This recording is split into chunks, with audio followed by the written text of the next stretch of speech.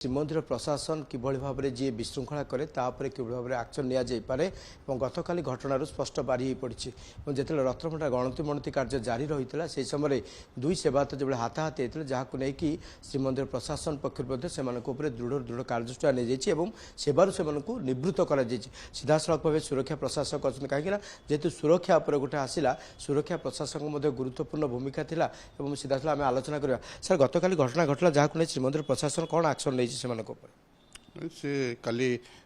आम रत्नभंडार गणतिर प्रक्रिया जारी रही ता भितर जड़े सेवायत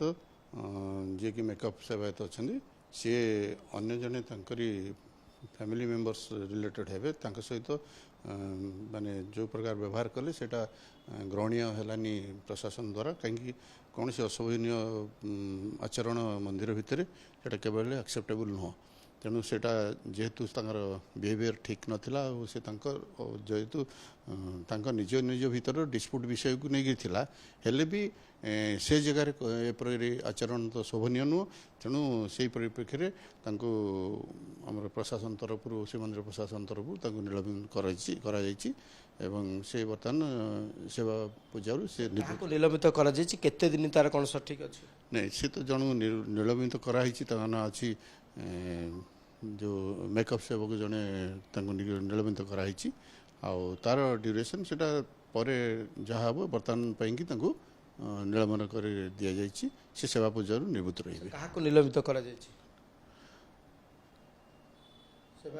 नाटा कौन रही तार सर अंपटे विशेष भाव आम जी कह काली केतबेले है घटनाटी केउठी है काली से श्रीमंदिर श्रीमंदिर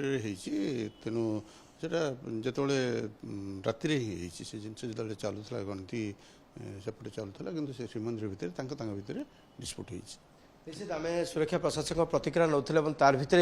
जन को सेवा जो रही सेवार निवृत्त कर तेज घटना उठी जब आगक जब सेवायत विशृंखला करती श्रीमंदिर प्रशासन विरोध में दृढ़ कार्यानुष्ठान नब ए प्रकार रही तेज देखा आगक आउ क्या कार्यानुष्ठान नि से समय को भी समस्त अपेक्षा।